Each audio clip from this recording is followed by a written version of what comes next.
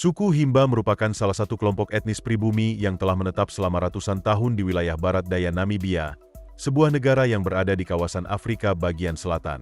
Suku ini dikenal luas karena gaya hidupnya yang sangat unik dan berbeda dari kebanyakan masyarakat modern. Mereka masih hidup secara tradisional, jauh dari pengaruh dunia luar, dan mempertahankan warisan budaya yang sangat kuat turun-temurun.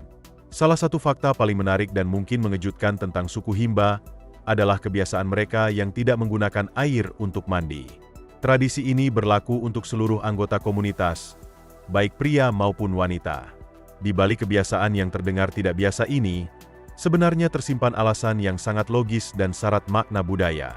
Yang membuat mereka lebih dikenal lagi adalah julukan suku merah, sebuah sebutan yang merujuk pada warna kemerahan khas yang menutupi tubuh dan pakaian mereka.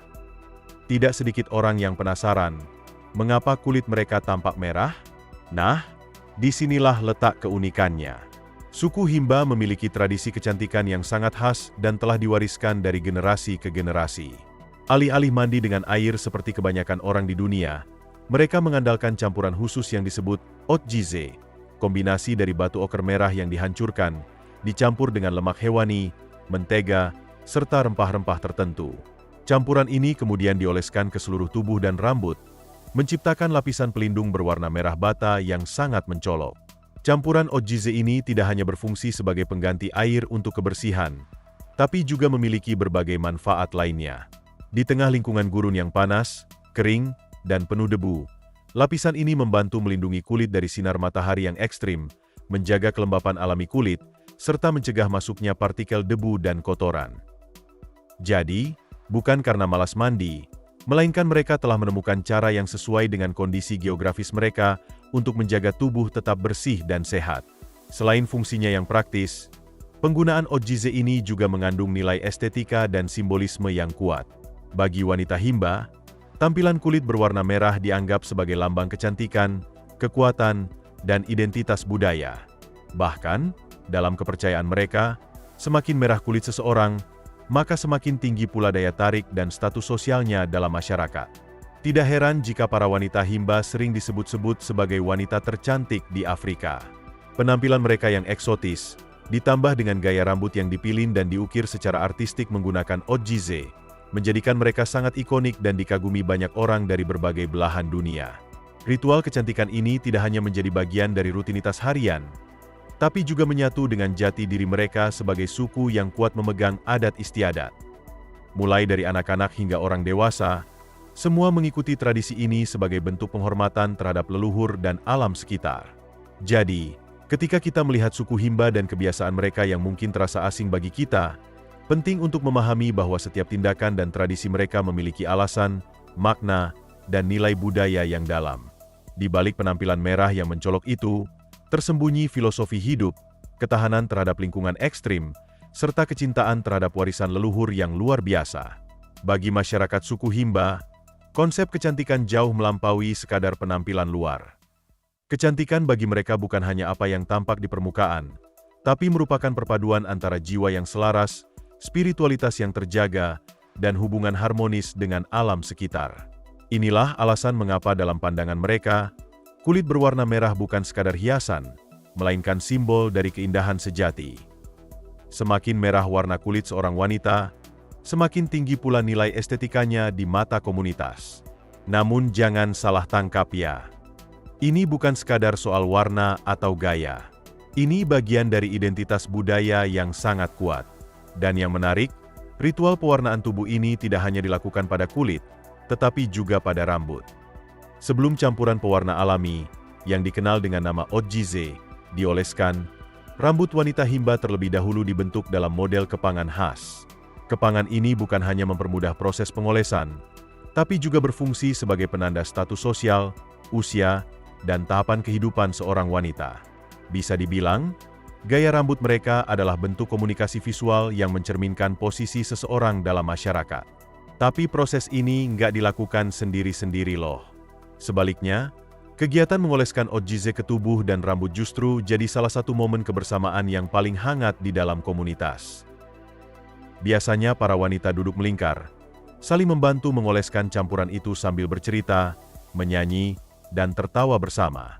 Momen ini mempererat ikatan sosial, menciptakan koneksi emosional yang kuat antar sesama anggota suku. Warna dan pola dari Otjize yang digunakan pun bukan sembarangan. Campuran ini bisa mengandung makna simbolis yang mendalam, yang menunjukkan tahap kehidupan, misalnya masa pubertas atau pernikahan, keadaan emosional, seperti masa duka, atau momen penting dalam komunitas, seperti upacara adat atau musim panen. Dengan kata lain, tubuh mereka adalah kanvas hidup yang menceritakan kisah, baik secara personal maupun kolektif. Ini adalah cara mereka berkomunikasi dengan lingkungan sosial dan spiritual mereka. Komposisi Otjize sendiri terbuat dari bahan-bahan alami yang tersedia di sekitar mereka. Campuran ini biasanya terdiri dari tanah liat merah, batu oker yang ditumbuk halus, lemak hewan, dan rempah-rempah khas lokal. Rempah-rempah ini memberi aroma harum yang khas, dan juga membantu menjaga tubuh tetap segar di tengah suhu gurun yang menyengat dan aktivitas fisik yang padat. Yang lebih luar biasa, pengetahuan tentang cara membuat Otjize ini tidak ditulis di buku atau diajarkan di sekolah, melainkan diturunkan secara lisan dan praktek langsung dari generasi ke generasi. Ini adalah bentuk kearifan lokal yang terus dilestarikan, bahkan di tengah dunia yang terus berubah. Lewat ritual ini, suku Himba menunjukkan kepada dunia bahwa kecantikan tidak harus mengikuti standar modern. Kecantikan tidak selalu identik dengan tren atau produk mewah, tapi bisa berarti kesetiaan pada budaya, penghormatan terhadap alam, dan keterikatan yang dalam terhadap nilai-nilai leluhur. Melihat ritual ini lebih dekat membuat kita sadar bahwa setiap budaya punya cara unik untuk mengekspresikan keindahan. Dan di antara debu, panas, dan warna merah Otjize, suku Himba telah menemukan cara mereka sendiri untuk tampil memukau, baik di luar maupun di dalam. Suku Himba mengajarkan kepada kita bahwa definisi kecantikan tidak hanya soal rupa atau tampilan luar. Bagi mereka, kecantikan adalah sesuatu yang melekat pada identitas diri, mencerminkan hubungan yang harmonis dengan alam, serta terjalin kuat dalam nilai-nilai kebersamaan di dalam komunitas. Ritual-ritual mereka adalah cerminan dari kearifan hidup yang tumbuh dari generasi ke generasi. Sebagai masyarakat yang hidup secara nomaden, suku Himba berpindah-pindah dari satu tempat ke tempat lain demi mengikuti ketersediaan air, pakan ternak, dan sumber daya alam lainnya. Namun meskipun terus bergerak, rasa keterikatan mereka pada tanah leluhur sangatlah kuat. Bagi suku Himba, memiliki sesuatu bukan soal apa yang dimiliki secara fisik, tapi lebih kepada hubungan yang terjalin dengan lingkungan sekitar. Bumi, hewan, dan alam bukanlah objek kepemilikan, tetapi bagian dari keberlangsungan hidup yang saling bergantung. Dalam kehidupan sehari-hari, pembagian peran antara laki-laki dan perempuan sangat terstruktur namun tetap seimbang. Setiap individu di dalam keluarga, baik tua maupun muda, punya peranan yang jelas. Tugas-tugas ini bukan bersifat membatasi, tetapi justru membangun struktur sosial yang harmonis, di mana semua orang saling mendukung dan memahami tanggung jawabnya masing-masing. Perempuan biasanya bertanggung jawab dalam urusan rumah tangga dan perawatan anak, sementara laki-laki lebih banyak bergerak di luar, mengurus ternak dan melakukan perburuan. Pandangan spiritual suku Himba juga tidak kalah mendalam. Bagi mereka, kematian bukanlah akhir, melainkan perjalanan menuju alam lain. Upacara kematian dilakukan dengan penuh penghormatan, melibatkan doa, nyanyian, dan ritual tradisional yang bertujuan untuk mengantarkan roh ke dunia spiritual dengan damai. Melalui prosesi ini, mereka percaya bahwa orang yang telah meninggal tetap menjadi bagian dari komunitas, sebagai roh leluhur yang menjaga keseimbangan dan keharmonisan di dunia. Kehidupan komunal menjadi pondasi utama dalam budaya Himba. Mereka tinggal dalam kelompok keluarga besar yang sangat erat, di mana setiap orang saling terhubung dan saling menjaga. Kebersamaan dan solidaritas bukan hanya nilai, tapi menjadi cara hidup sehari-hari. Dalam masyarakat ini, tidak ada yang benar-benar hidup sendiri. Ketika satu orang mengalami kesulitan, seluruh kelompok akan membantu mencari solusi. Inilah bentuk nyata dari gotong royong dan rasa kekeluargaan yang sangat kuat. Meski arus globalisasi dan modernitas perlahan mulai masuk ke wilayah mereka, baik melalui teknologi, wisata, maupun intervensi pembangunan, suku Himba tetap berjuang untuk mempertahankan identitas dan tradisi mereka. Mereka tahu bahwa jika warisan budaya ini hilang, maka hilang pula sebagian dari jiwa mereka sebagai suatu bangsa kecil yang unik dan bermakna.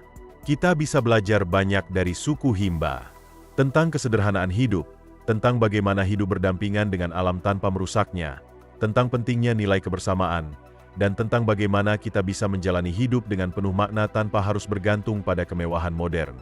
Cerita suku Himba adalah pengingat bagi kita semua, bahwa dunia ini terdiri dari beragam cara pandang, keyakinan, dan tradisi. Di balik modernisasi yang terus melaju, masih ada komunitas-komunitas yang memilih untuk hidup sesuai ritme alam, menjaga tradisi dengan penuh kebanggaan. Dan kita, sebagai penonton, sebagai bagian dari dunia yang saling terkoneksi, punya tanggung jawab untuk menghargai, memahami, dan melestarikan keberagaman budaya ini. Terima kasih telah menyaksikan video ini sampai akhir. Semoga kisah suku Himba bisa memberikan perspektif baru dan inspirasi dalam melihat dunia. Sampai bertemu lagi di video berikutnya, dengan cerita-cerita budaya lainnya yang tak kalah menarik.